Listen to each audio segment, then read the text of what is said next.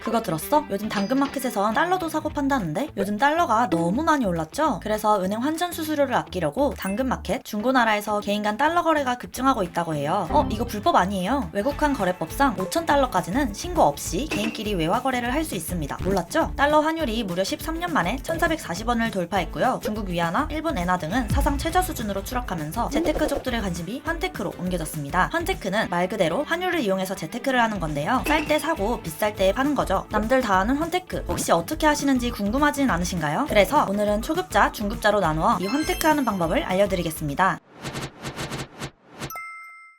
자, 먼저 환테크의 기초, 외화통장이 있습니다. 이 외화통장은 유학 등을 위한 외화 보유 목적, 환차익이나 해외 주식을 위한 투자 목적, 혹은 사업 목적으로 가지고 있는 경우가 많습니다. 그리고 여행이 끝나고 환전한 돈이 남았을 경우에도 재환전하면 수수료가 많이 들고 어차피 나중에 또 나갈 거니까 하고 저금해두는 경우도 있죠. 이렇게 자신의 목적에 맞는 외화통장을 선택하는 게 우선입니다. 추가로 특이했던 건 달러로 지급받는 유튜브 수익이나 구글 애드센스 수익의 경우 이 외화통장으로도 지급받을 수 있는데요. 실제로 유튜버들을 위해 우대 혜택을 주는 통장도 있습니다. 그리고 외화통장은 달러뿐만이 아니에요. 엔화, 위안화, 유로 등 다른 통화들도 함께 넣어둘 수 있습니다. 말 그대로 외국 통화 전용 통장인 거죠. 외화통장 상품 중에는 주식 계좌와 바로 연결하는 상품도 있고요. 체크카드를 발급해 쓸 수 있는 상품도 있습니다. 생각보다 종류가 다양하죠? 자, 그럼 이제 통장을 골랐으니 돈만 넣어두면 돈을 벌 수 있을까요?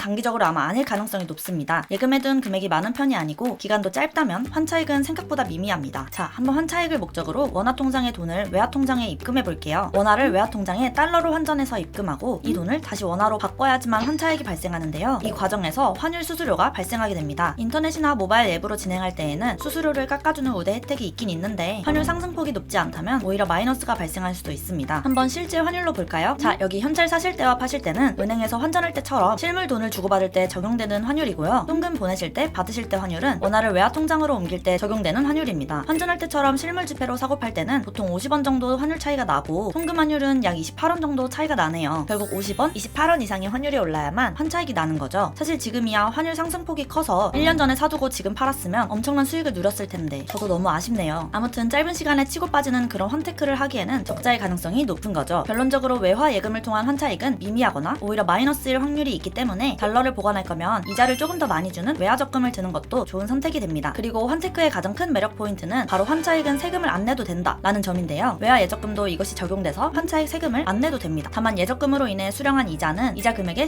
15.4% 이자 소득세를 공제한다는 점은 참고해주세요. 자, 이제 환린이 아니 초급자 탈출 중급자입니다. 만약 이미 외화 통장도 있고 해외 주식 경험도 있다면 국내 주식시장에 상장된 달러 ETF를 사는 것도 방법입니다. 말 그대로 달러가 국내 주식시장에 상장된 하나의 종목이라고 생각하면 되는데요. 달러 환율이 오르면 수익이 나고 낮아지면 손실이 나는 상품입니다. 대표적으로 코세프, 미국 달러 선물 등이 있죠. 그리고 미국 주식에 상장되어 있는 미국 달러 ETF를 사는 방법도 있습니다. 미국 달러 ETF는 미국 주식을 사는 방법과 동일한데요. 대표적으로 UUP가 있습니다. 마지막으로는 증권사의 달러 RP가 있는데요. 달러 RP는 환매 조건부 채권이란 뜻이에요. 뭔 소리야 하셨죠? 제발 나가지 말아보세요. 쉽게 설명해 드릴게요. 여기서 채권은 내가 너한테 돈을 빌렸고 그래서 언제까지 갚겠다 이런 내용을 담은 문서라고 생각하면 됩니다. 달러 RP는 증권사에서 만들 수 있는 달러 통장이라고 생각하면 좀 쉬운데요. 만약 이 통장을 만들고 돈을 넣어두면 증권사는 안전한 국채 또는 우량기업의 회사채에 투자하여 고객의 돈을 불려준 뒤 수익의 일부분을 우리에게 이자 형태로 줍니다. 하루만 보관해도 작은 이자가 발생해서 인기가 많습니다. 특히 해외 주식 투자용으로 환전해둔 돈을 단기적으로 예금해서 이자 수익을 얻고 싶을 때 활용하는 경우가 많다고 합니다. 자, 그리고 마지막으로 초급자분들을 위해 당장 시작할 수 있는 외화 통장 만드는 방법과 몇 가지 체크사항을 알려드리고 마칠게요. 먼저 나는 환차익 목적, 쌀 때 사고 비싸지면 바로 팔 거다 한다면 수시 입출금 외화 통장을 만드시고요. 달러 위주로 안전자산 보유 목적이라면 수시 입출금 통장보다는 금리가 높은 외화 예적금 통장을 추천합니다. 그리고 수수료와 환율 우대를 꼭 체크해보세요. 자신의 상황에 맞는 수수료, 환율 우대도 받을 수 있답니다. 자, 오늘의 머니모이는 여기까지. 유난히 환율이 오르락 내리락 하는 이 시기에 환테크 한번 도전해보시는 건 어떨까요? 댓글로 여러분들의 의견을 알려주세요.